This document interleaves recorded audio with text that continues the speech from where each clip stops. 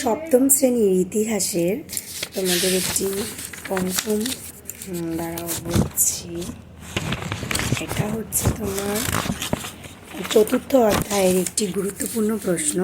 সেটা হচ্ছে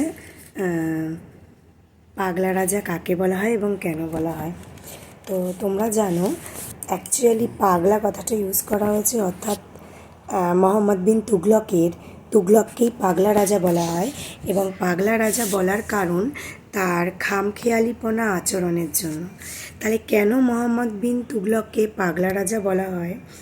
তার কারণ হলো তিনি কী করেছিল, কিছু কিছু এমন ডিসিশন নিয়েছিল যেগুলো একটা রাজার জন্য মোটেই শোভনীয় নয়। 1 নম্বর কারণ হচ্ছে বাড়তি কর সংগ্রহের জন্য উনি কী করেছিল, ওনার দোয়াব অঞ্চলের কর অর্থাৎ রাজস্বের পরিমাণ বাড়িয়ে দিয়েছিল। এবার ঠিক সেই বছরই অনাবৃষ্টি হয়, প্রজারা সেভাবে ফসল ফলাতে পারেনি, তাই তারা সেই টাকা অর্থাৎ কর দিতে পারেনি, তারা বিদ্রোহ করতে থাকে। আর তখন তিনি তাদের কর মুকুব করে দেন এবং তার সাথে সাথে নষ্ট হওয়া ফসলের জন্য তিনি ক্ষতিপূরণও দেন। কৃষকদের সাহায্য করার জন্য তিনি একটা আলাদা ঋণ তহবিলও চালু করেন। এতে কিন্তু এতটা সুযোগ সুবিধা দিয়ে ফেলার পরে রাজার যে কোষাগার সেটা কিন্তু অনেকটাই খালি হয়ে গেছিল।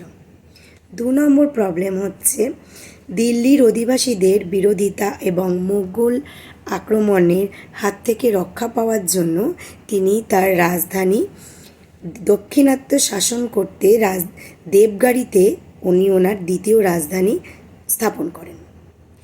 রাজধানী পরিবর্তন করলে সেখানে যে দেবগিরি থেকে ওনার ওই নতুন শহরের নাম দেন দৌলতাবাদ। এবার সুলতানের হুকুমে দিল্লির আগে ছিল দিল্লিতে শাসন করত, দিল্লির যত প্রজা ছিল সবাইকে তিনি দৌলতাবাদ পর্যন্ত টেনে নিয়ে যায়। না কেন, যেহেতু রাজধানী স্থানান্তরিত হয়েছে তাই তিনি প্রজাদেরও অতটা হাঁটাতে হাঁটাতে নিয়ে যান। এতটা যেতে গিয়ে প্রচুর প্রজারা প্রাণ হারায়।